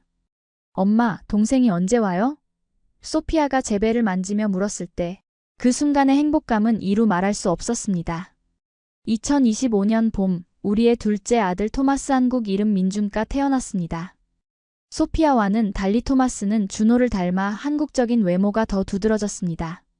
두 아이의 외모 차이는 우리 가족의 다문화적 특성을 더욱 잘 보여주는 듯 했습니다. 소피아는 라우라를 닮아 눈이 크고 토마스는 준호를 닮아 얼굴형이 동양적이네요. 정말 아름다운 가족이에요. 주변 사람들의 이런 말에 우리는 더욱 특별한 가족이라는 자부심을 느꼈습니다. 두 아이를 키우면서 우리는 더욱 체계적인 육아 계획이 필요했습니다. 준호는 공무원 복지제도를 활용해 육아휴직을 신청했고 저는 디자인 스튜디오에서의 업무를 재조정했습니다. 민지와 동료들의 이해와 지원 덕분에 저는 일과 가정의 균형을 유지할 수 있었습니다. 라우라, 넌 정말 대단해. 두 아이를 키우면서도 이렇게 창의적인 작업을 계속하다니. 민지의 칭찬에 저는 겸손하게 대답했습니다. 모든 건 지원 시스템 덕분이야. 준호, 당신의 부모님, 그리고 너희 모두가 도와주지 않았다면 불가능했을 거야. 정말 그랬습니다. 한국에서 경험한 정의 문화는 제가 가정과 직장 생활을 병행할 수 있게 해준 큰 힘이었습니다. 준호의 부모님은 종종 아이들을 봐주셨고, 민지와 스튜디오 동료들은 제가 재택근무를 할 수 있도록 배려해 주었습니다. 이런 공동체적 지원은 체코에서는 경험하지 못했던 것이었습니다. 토마스가 태어난 지 6개월이 되었을 때 우리 가족에게 새로운 기회가 찾아왔습니다. 준호가 한국 외교부의 문화 외교 담당관으로 발탁된 것입니다. 이 직책은 한국 문화를 해외에 알리는 중요한 역할을 담당했고 특히 유럽과의 문화 교류를 강화하는 임무가 포함되어 있었습니다. 라우라, 이 일이 우리 가족에게 좋은 기회가 될 것 같아. 내가 한국 문화를 해외에 알리는 일을 하고 너는 디자이너로서 두 문화의 가교 역할을 하고 있잖아. 우리가 함께하면 더 많은 것을 이룰 수 있을 거야. 준호의 열정에 저도 큰 기대를 걸게 되었습니다. 이 변화는 우리 가족의 삶에 새로운 차원을 더했습니다. 준호는 이제 공식적인 외교 행사에 참석하게 되었고 때로는 저도 함께 동행했습니다. 우리의 다문화 가족은 한국의 개방성과 다양성을 보여주는 좋은 사례로 여겨졌고 몇몇 외교 행사에서는 우리의 경험을 공유해달라는 요청을 받기도 했습니다. 라우라 씨와 준호 씨의 이야기는 한국이 얼마나 국제적으로 개방되어 있는지를 보여주는 훌륭한 예입니다. 이런 가족들이 많아질수록 우리 사회는 더욱 풍요로워질 것입니다. 외교부 장관의 이러한 평가는 우리에게 큰 자부심을 안겨주었습니다. 한편 소피아는 이제 3살이 되어 유치원에 다니기 시작했습니다. 우리는 국제유치원과 한국 전통 유치원 사이에서 고민하다가 결국 한국 유치원을 선택했습니다. 소피아가 한국 사회에 완전히 적응하는 것이 중요하다고 생각했기 때문입니다. 대신 주말에는 체코 문화와 언어를 배울 수 있는 활동들을 계획했습니다. 소피아야, 이건 체코 전통 인형이야. 할머니가 프라하에서 보내주셨어. 제가 인형을 건네자 소피아는 호기심 어린 눈으로 살펴보았습니다. 예쁘다. 이름이 뭐예요? 소피아가 체코어와 한국어를 섞어 물었습니다. 이 인형의 이름은 리듀스카야. 체코의 민속 이야기에 나오는 인물이지. 이렇게 우리는 일상 속에서 자연스럽게 두 문화를 아이들에게 전하려 노력했습니다. 소피아의 유치원 생활은 새로운 도전이기도 했습니다. 다른 부모님들과의 교류, 한국식 교육 방식 이해 등 저에게는 낯선 경험들이 많았습니다. 하지만 이 과정에서 저는 더 깊이 한국 사회를 이해하게 되었고 다른 어머니들과도 좋은 관계를 형성할 수 있었습니다. 라우라 씨, 외국인인데도 아이를 이렇게 잘 키우시는 모습이 정말 멋있어요. 한 어머니가 말씀하셨을 때 저는 감사함과 동시에 약간의 의문을 느꼈습니다. 사실 아이 키우는 건 어느 나라에서나 비슷한 것 같아요. 사랑과 관심이 제일 중요하죠. 제 대답에 많은 어머니들이 공감해 주셨습니다. 이런 교류는 제가 단순히 외국인 엄마로 분류되는 것을 넘어 하나의 개인으로 인정받는 경험이었습니다. 저는 점차 유치원의 학부모 모임에서도 적극적인 역할을 맡게 되었고 때로는 문화교류 프로그램을 제안하기도 했습니다. 다음 달 유치원 행사에서 체코 전통 과자를 만들어보는 시간을 가져보면 어떨까요? 아이들이 다양한 문화를 경험하면 좋을 것 같아요. 제 제안은 원장님과 다른 학부모님들로부터 큰 호응을 얻었고 이 행사는 유치원의 인기 있는 프로그램이 되었습니다. 한국에서의 생활 5년 차에 접어든 저는 이제 완전히 이곳에 정착했다고 느꼈습니다. 언어적 장벽은 거의 사라졌고 문화적 차이도 더 이상 장애물이 아닌 저의 독특한 시각을 형성하는 자산이 되었습니다. 디자인 스튜디오에서의 활동도 더욱 확장되어 이제는 한국뿐만 아니라 아시아, 여러 국가들과의 프로젝트도 담당하게 되었습니다. 라우라, 네가 우리 스튜디오에 합류한 이후로 우리의 시야가 정말 넓어졌어. 이제 우리는 단순한 지역 디자인 회사가 아닌 국제적인 크리에이티브 에이전시가 되었어. 민지의 말에 저는 깊은 보람을 느꼈습니다. 한편 우리 가족의 삶도 더욱 풍요로워졌습니다. 준호의 새 직책 덕분에 우리는 다양한 문화 행사와 외교적 모임에 참석하게 되었고, 이를 통해 국제적인 네트워크를 형성할 수 있었습니다. 특히 체코 대사관과의 긴밀한 관계는 한-체코 문화 교류에도 기여하는 계기가 되었습니다. 라우라와 준호 씨 같은 다문화 가정이 더 많아질수록 한국과 체코의 관계는 더욱 깊어질 것입니다. 체코 대사의 말씀은 우리에게 큰 의미가 있었습니다. 이러한 경험들은 우리 아이들에게도 특별한 성장 환경을 제공했습니다. 소피아는 이제 한국어와 체코어를 자유롭게 구사했고, 토마스도 두 언어에 노출되며 자라고 있었습니다. 아이들은 어린 나이에도 불구하고 문화적 다양성에 대한 이해와 존중을 자연스럽게 습득하고 있었습니다. 엄마, 유치원 친구들은 왜 체코어를 몰라요? 소피아의 순진한 질문에 저는 미소 지으며 설명해 주었습니다. 세상에는 다양한 언어와 문화가 있어. 너는 특별하게 두 가지를 모두 배우고 있는 거야.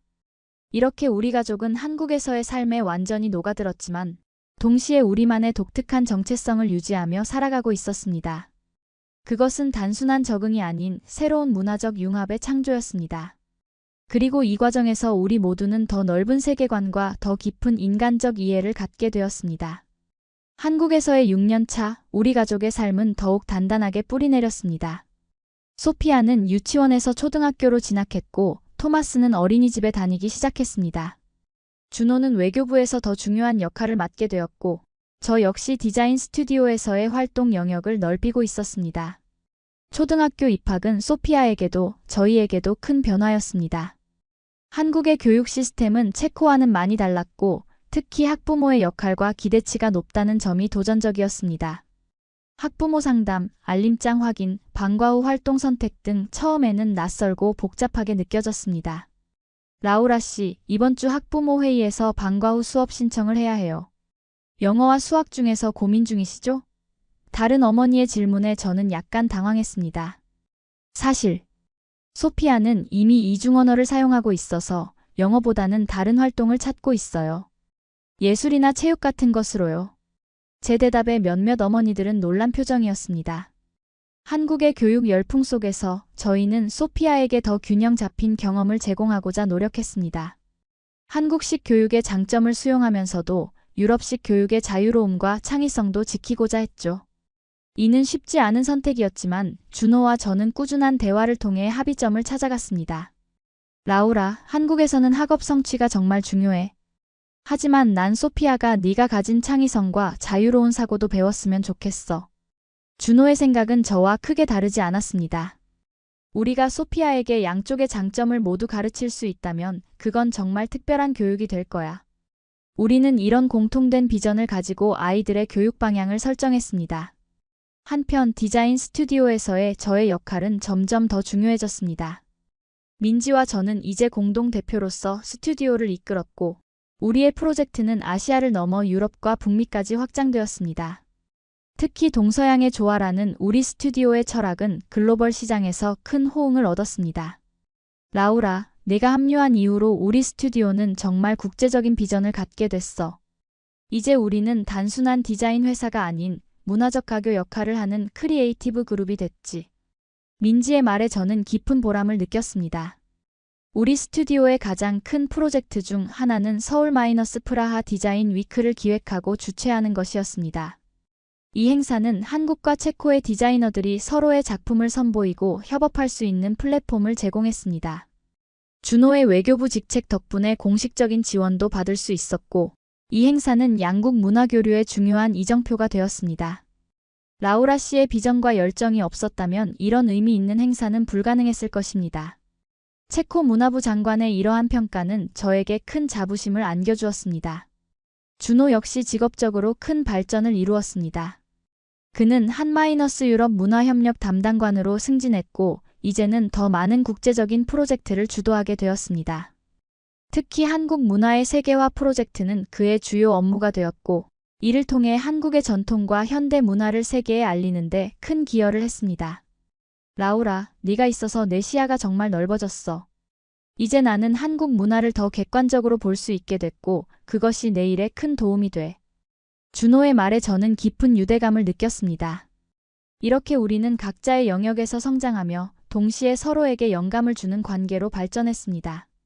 우리의 다문화적 배경은 직업적으로도 개인적으로도 큰 자산이 되었고 우리는 그것을 사회의 긍정적인 방향으로 환원하고자 노력했습니다. 아이들의 성장도 눈에 띄게 달라졌습니다. 소피아는 이제 완벽하게 이중 언어를 구사했고 학교에서도 우수한 성적을 거두었습니다. 특히 그녀의 예술적 재능은 저를 닮아 두드러졌고 교내 미술대회에서 상을 받기도 했습니다. 토마스 역시 활발하고 호기심 많은 아이로 자라났으며 준호를 닮아 논리적이고 체계적인 성격이 엿보였습니다. 우리 아이들이 정말 특별하게 자라고 있어요. 두 문화의 장점을 모두 가지고 있는 것 같아요. 어느 날 준호의 어머니가 말씀하셨습니다. 그 말에 저는 깊이 공감했습니다. 한국에서의 삶이 안정되고 풍요로워지면서 우리는 체코와의 연결도 더 강화했습니다. 매년 여름방학에는 프라하를 방문하여 저의 가족들과 시간을 보냈고 아이들이 체코의 문화와 역사를 경험할 수 있는 기회를 제공했습니다. 또한 디지털 기술의 발달로 화상통화가 쉬워지면서 저의 부모님은 거의 매주 손자 손녀들과 대화할 수 있었습니다. 소피아와 토마스가 체코어를 이렇게 잘하다니 정말 기뻐요.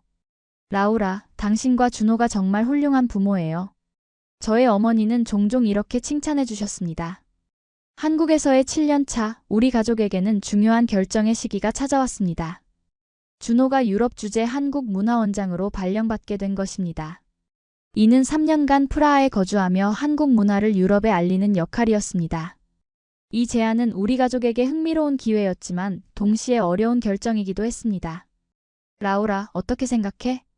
프라하로 가면 내 가족들과 가까이 있을 수 있고 아이들도 체코 문화를 더 깊이 경험할 수 있을 거야. 하지만 내 디자인 스튜디오와 우리가 여기서 쌓은 모든 것을 잠시 떠나야 해. 준호의 고민에 저도 깊이 생각했습니다. 오랜 논의 끝에 우리는 이 기회를 수락하기로 결정했습니다. 디자인 스튜디오는 민지가 전적으로 관리하기로 했고 저는 프라하에서도 일부 프로젝트에 원격으로 참여하기로 했습니다. 또한 이 기간을 저만의 새로운 디자인 방향을 모색하는 시간으로 활용하기로 했습니다. 라우라, 3년 후에는 다시 한국으로 돌아올 거야. 그때까지 우리 가족은 더 풍요로운 경험을 하게 될 거고 너와 내가 하는 일도 더 깊이와 넓이를 가지게 될 거야. 준호의 말에 저는 희망과 기대를 품었습니다. 프라하로 떠나기 전 우리는 한국에서의 마지막 몇 개월을 소중히 보냈습니다. 친구들과의 송별회, 아이들의 학교 선생님들과의 작별 인사, 그리고 디자인 스튜디오 동료들과의 마지막 프로젝트까지. 모든 순간이 감동적이었고 한국이 얼마나 우리 가족에게 특별한 곳이 되었는지 다시 한번 깨닫게 되었습니다. 라우라, 너는 이제 한국인이나 다름없어. 아니, 한국인보다 더 한국을 사랑하는 사람이 되었어. 민지의 말에 저는 깊은 공감을 느꼈습니다. 정말 그랬습니다. 한국은 이제 저에게 단순한 거주지가 아닌 제 정체성의 중요한 부분이 되었습니다. 체코 출신이지만 한국에서의 7년은 저를 완전히 다른 사람으로 변화시켰습니다. 그리고 이제 우리 가족은 다시 체코로 향하며 새로운 여정을 시작하려 했습니다. 2025년 여름 우리 가족은 프라하로 이주했습니다. 한국에서의 7년간의 삶을 뒤로하고 새로운 시작을 맞이한 것입니다. 프라하에 도착한 첫날 저는 묘한 감정을 느꼈습니다. 고향에 돌아왔다는 안도감과 동시에 한국을 떠났다는 아쉬움이 공존했습니다. 라우라, 여기가 내 고향이구나. 정말 아름다운 도시야. 준호가 프라하성을 바라보며 말했습니다. 그래, 하지만 이상하게도 서울이 그리워. 우리의 또 다른 집이니까. 제 말에 준호는 이해한다는 듯 고개를 끄덕였습니다. 프라하에서의 정착은 예상보다 수월했습니다. 준호는 한국 문화원장으로서 적극적으로 활동을 시작했고 소피아와 토마스는 국제학교에 입학했습니다. 저는 프라하의 디자인 커뮤니티와 새롭게 연결되면서도 한국의 스튜디오와도 긴밀히 협력했습니다.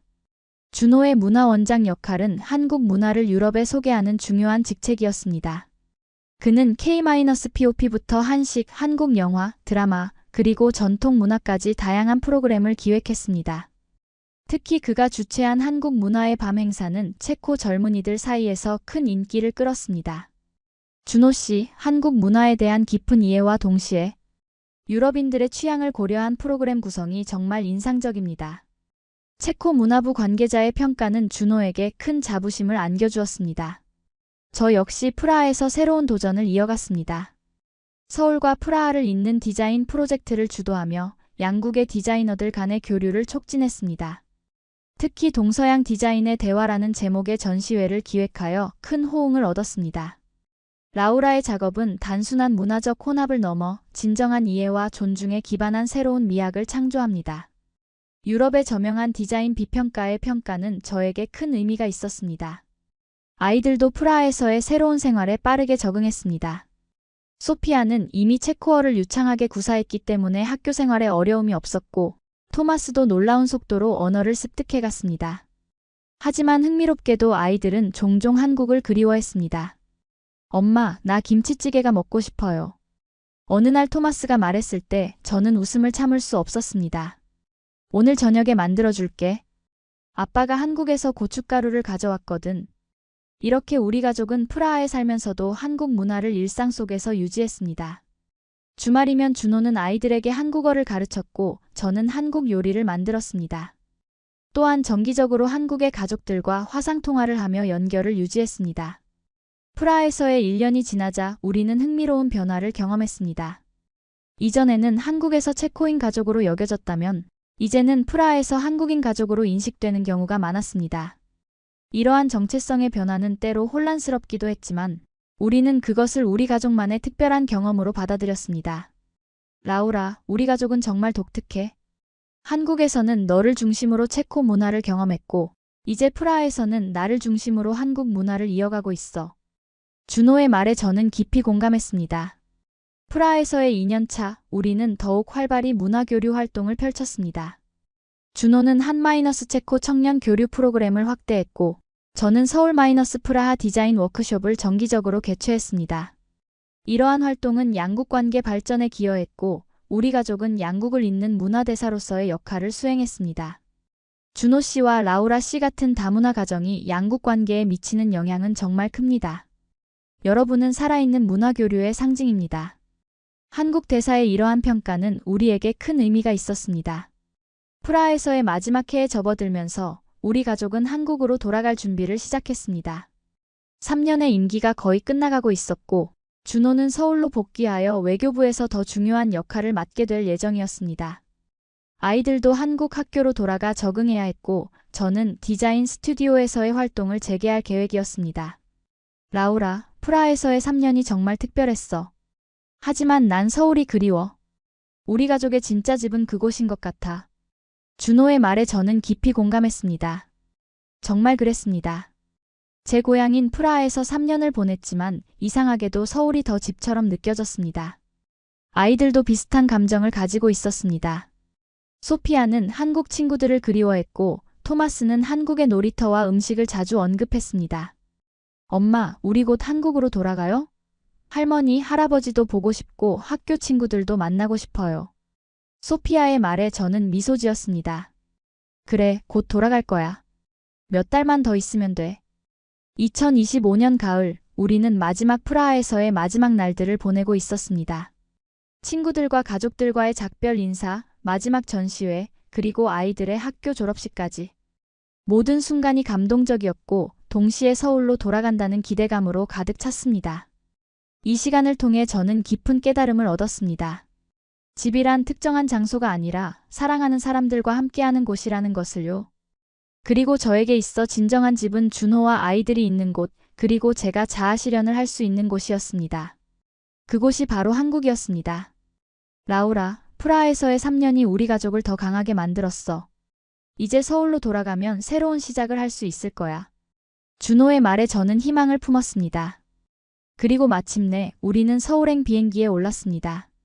창밖으로 프라하의 아름다운 풍경이 작아지는 것을 바라보며 저는 감사한 마음으로 가득 찼습니다.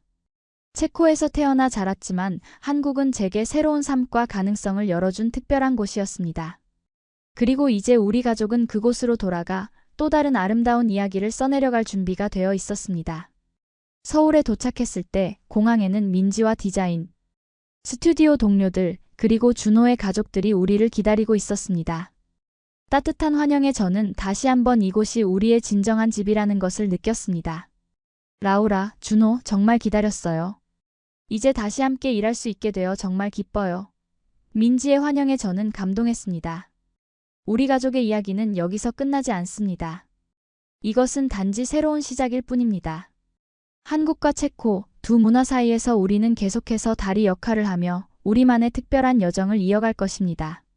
그리고 그 여정 속에서 우리는 더 깊은 이해와 사랑을 발견하게 될 것입니다.